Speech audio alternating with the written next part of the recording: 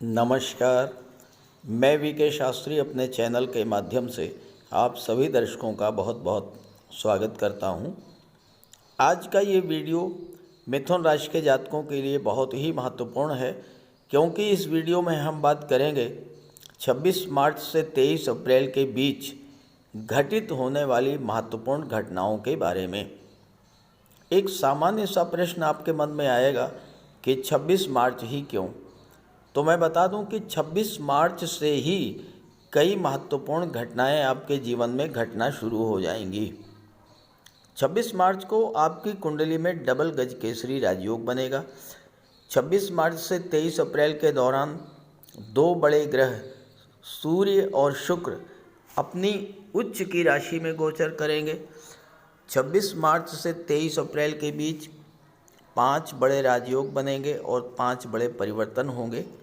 तो ग्रहों के इस गोचर का आपकी आर्थिक स्थिति पर क्या प्रभाव पड़ेगा, कैसा रहेगा आपका स्वास्थ्य, नौकरी, व्यापार, शिक्षा, विवाह, संतान, प्रेम संबंध और पारिवारिक सुखों की दृष्टि से ये गोचर कैसा रहेगा, इसी का विश्लेषण करेंगे इस वीडियो में। ये विश्लेषण आपकी चंद्र राशि के आधार पर किया जा रहा है और वीडियो के अंत में जहाँ तक उपायों की बात है उस पर इसमें चर्चा नहीं करेंगे, क्योंकि वीडियो बहुत बड़ा हो जाएगा। आपके जन्म कुंडली में चंद्रमा जहाँ पर बैठे हैं, जिस राशि में बैठे हैं, वही आपकी चंद्र राशि होगी और उसी के आधार पर आपको इस वीडियो को समझना है। तो यह है मिथुन राशि के जातकों की कुंडली। सबसे पहले 26 मार्च से 23 अप्रैल के बीच ग्रह गोचर को समझते हैं। आपकी कुंडली में भाग्य भाव, कर्म भाव और लाभ के भाव, नवम भाव, दशम भाव और एकादश भाव में 7 बड़े ग्रह गोचर कर रहे हैं और तीनों ही भाव में त्रिग्रही योग बन रहा है। नवम भाव में शनि शुक्र मंगल का त्रिग्रही योग, दशम भाव में सूर्य शुक्र राहु का त्रिग्रही योग और एकादश भाव में सूर्य गुरु और बुध का त्रिग्रही योग बन रहा है। आपके राशि के स्वामी हैं युवराज बुध और बुध के मित्र हैं सूर्य, शुक्र, राहु, शनि, गुरु, और इन सभी के गोचर का आपके जीवन पर विशेष प्रभाव पड़ेगा। वर्तमान में आपके राशि के स्वामी कुंडली के दशम भाव में गोचर कर रहे हैं। 26 मार्च को राशि परिवर्तन करके एकादश भाव में बुध का गोचर होगा और बुध एक बार फिर राशि परिवर्तन करेंगे और 9 अप्रैल को पुनः राशि परिवर्तन करके कुंडली के दशम भाव में आ जाएंगे। शुक्र की बात करें तो शुक्र 31 मार्च तक कुंडली के भाग्य भाव में हैं। 31 मार्च को शुक्र राशि परिवर्तन करेंगे, अपनी उच्च की राशि में गोचर करेंगे और यहाँ पर मालव्य राजयोग बनाएंगे। सूर्य आपकी कुंडली के दशम भाव में गोचर कर रहे हैं और 13 अप्रैल को राशि परिवर्तन करके एकादश में चले जाएंगे और यहाँ पर सूर्य अति विशिष्ट कारक होते हैं। शनि और मंगल का गोचर आपकी कुंडली के भाग्य भाव में है। शनि 18 मार्च को उदित हो चुके हैं। राहु सूर्य शुक्र का त्रिग्रही योग दशम भाव में बन रहा है। केतु चौथे भाव में हैं और 26 मार्च को चंद्रमा आपकी कुंडली के पंचम भाव में होंगे। ये तो है ग्रह स्थितियाँ। अब आइए इसके प्रभाव को समझते हैं। देखिए 25 मार्च को तो चंद्र ग्रहण है और चंद्र ग्रहण के दिन तो आपको बहुत सावधानी बरतनी पड़ेगी, क्योंकि चंद्र ग्रहण के दिन जब चंद्रमा पीड़ित होंगे, यानी आपका मन पीड़ित होगा, तो आपके मन में चिंता, तनाव, निराशा, डिप्रेशन की स्थिति बनेगी। मन आपका अशांत रहेगा, मानसिक चिंता बढ़ेगी। तो भगवान भोले शंकर की शरण में जाइएगा, ओम नमः शिवाय का जाप करते रहिएगा और 25 मार्च का दिन तो बड़ी शांति से आपको गुजारना है। ग्रहण समाप्त होते ही 26 मार्च को प्रातः 2 बजे चंद्रमा पंचम भाव में गोचर करेंगे तुला राशि में और बुध आ जाएंगे मेष राशि में 11वें भाव में। यहाँ पर गोचर करते हुए बुध की दृष्टि चंद्रमा पर पड़ेगी और गुरु की दृष्टि चंद्रमा पर पड़ेगी। डबल गज केसरी राजयोग बनेगा। अब आपकी कुंडली के पंचम भाव में डबल गज केसरी राजयोग का बनना संतान की दृष्टि से, शिक्षा की दृष्टि से बहुत ही अच्छा होगा। लव रिलेशंस की दृष्टि से ये समय बहुत अच्छा रहेगा।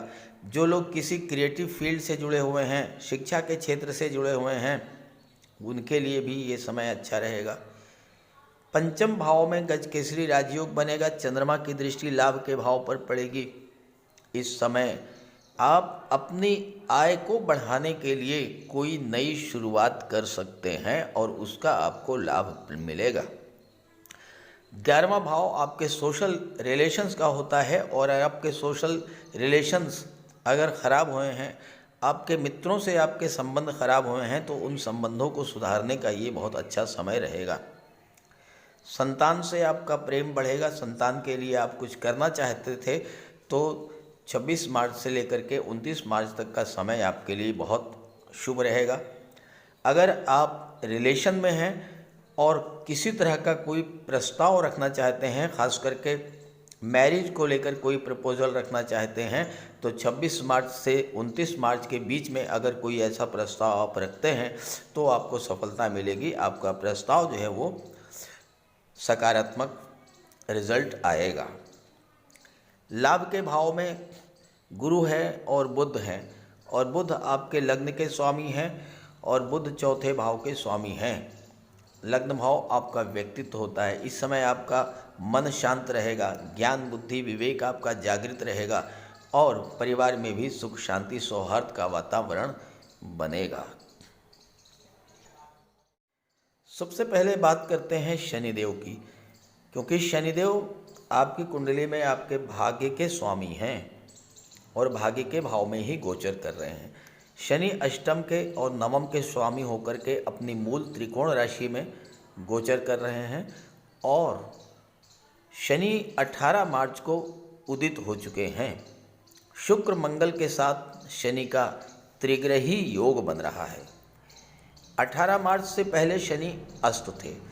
शनि के अस्त होने के कारण अगर आपको आपके भाग्य का साथ नहीं मिल पाया, आपके कार्यों की गति मंद होती चली गई, आपके अंदर आलस्य, थकान, काम में मन न लगना, कार्यों को टालने की प्रवृत्ति बढ़ती चली गई, तो शनि के उदित होने के कारण अब ये समस्याएं आपकी समाप्त हो जाएंगी। भाग्य का साथ मिलेगा, कार्यों की गति बढ़ेगी और आपके अंदर का जो आलस्य, थकान था, ये सब समाप्त होगा। शनि के साथ मंगल भी हैं और मंगल आपके कुंडली में लाभ के स्वामी हैं और मंगल छठे भाव के स्वामी हैं और शनि की दृष्टि लाभ के भाव पर पड़ रही है। तो इस समय आपका कोई रुका हुआ पैसा आपको मिलेगा, आपकी इनकम ग्रोथ होगी। मंगल छठे भाव के स्वामी होकर के जब नवम में हैं तो कर्ज मुक्ति का रास्ता बनेगा और स्वास्थ्य संबंधी समस्याओं से भी आपको राहत मिलेगी। मंगल के साथ यहाँ पर शुक्र भी हैं। शुक्र पंचम भाव के स्वामी हैं।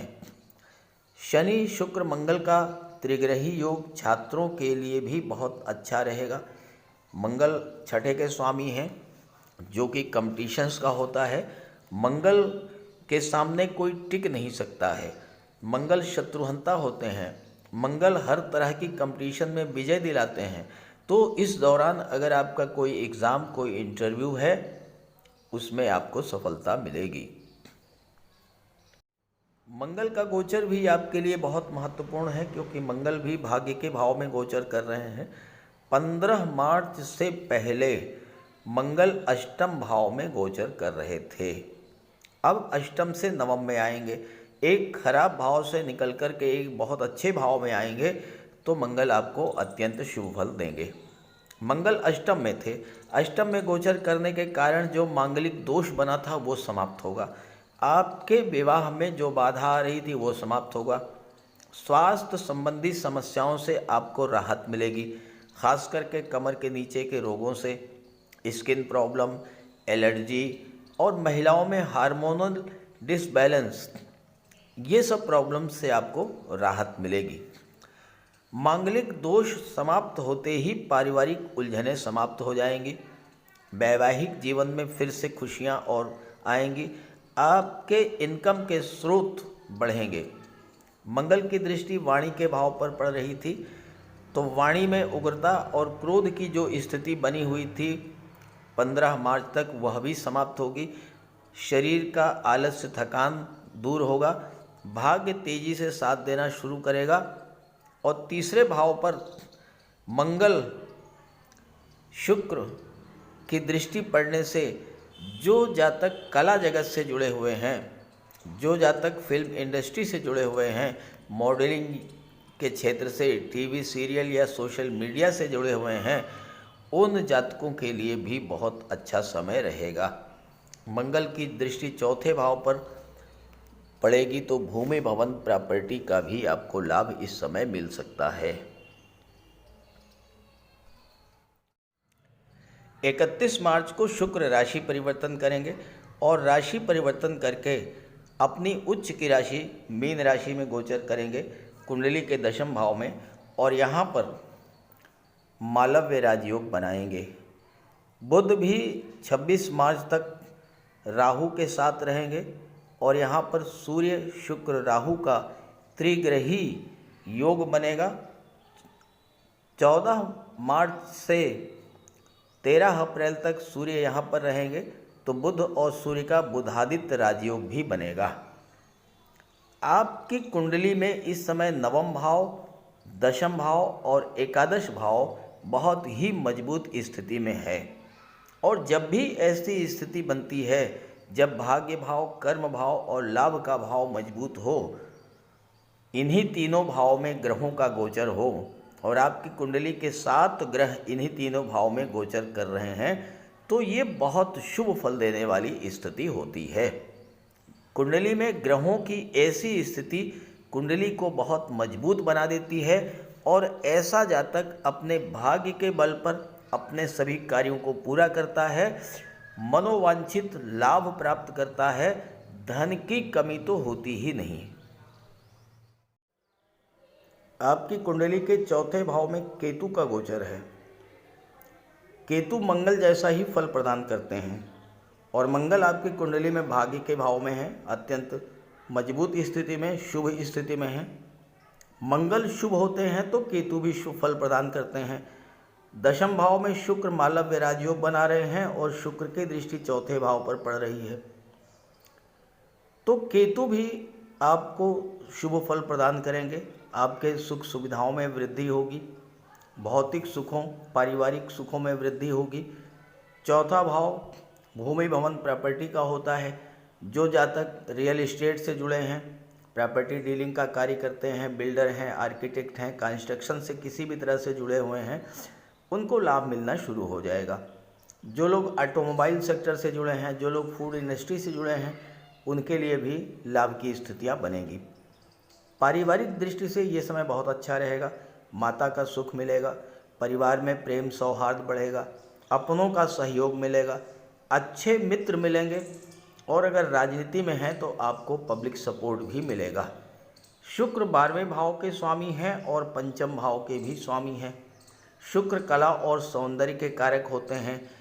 आप अपने घर को सजाएंगे, संवारेंगे, घर में सुख सुविधा के साधन बढ़ेंगे, नया घर या नया वाहन भी ले सकते हैं। साथ ही साथ जो कला जगत से जुड़े हुए हैं, संगीत, नृत्य, अभिनय, लेखन, गायन, वादन, काव्य, शिल्प कला, मूर्ति कला, इन सब को विदेश जाने का भी योग बनेगा। जो लोग स्टेज आर्टिस्ट हैं, जो स्टेज परफॉर्मर हैं, उनको विदेश जाकर के अपनी कला के प्रदर्शन का भी अवसर मिलेगा। शुक्र पंचम के स्वामी हैं। जो लोग शेयर मार्केट या स्टॉक मार्केट से जुड़े हुए हैं, उनके लिए भी ये समय बहुत अच्छा रहेगा, क्योंकि शुक्र मालव्य राजयोग बना रहे हैं जो कि धन का योग है, और सूर्य और गुरु की दृष्टि भी पंचम भाव पर पड़ रही है। संतान प्राप्ति का भी योग बनेगा और संतान की ओर से शुभ समाचार भी मिल सकता है। नवम भाव में गोचर कर रहे मंगल की दृष्टि विदेश भाव पर पड़ेगी, तो छात्रों को उच्च शिक्षा के लिए विदेश जाने का योग भी बनेगा। सूर्य 13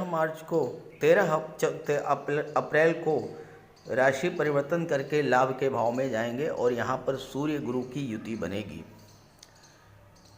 दशम भाव में 13 अप्रैल तक रहेंगे। कैरियर की दृष्टि से ये समय बहुत अच्छा रहेगा। 13 अप्रैल को जब गुरु के साथ होंगे तो आपको हर तरह का लाभ प्रदान करेंगे। आपका मान सम्मान बढ़ेगा, पद प्रतिष्ठा प्रमोशन का लाभ मिल सकता है, धन की प्राप्ति होगी, गवर्नमेंट से लाभ आपको मिलेगा, सरकारी अधिकारियों का सहयोग मिलेगा। 11वां भाव आपका सोशल सर्किल होता है और इस समय आपके संबंध समाज के गणमान्य प्रतिष्ठित उच्च पदस्थ अधिकारियों से या राजनेताओं से बनेंगे और इसका आपको लाभ मिलेगा। तो इस तरह से मिथुन राशि के जातकों के लिए 26 मार्च से 23 अप्रैल का समय बहुत ही अच्छा है। इस गोचर का लाभ उठाएं और ये वीडियो, ये जानकारी अपने साथियों मित्रों को भी ज़रूर शेयर करें। नमस्कार।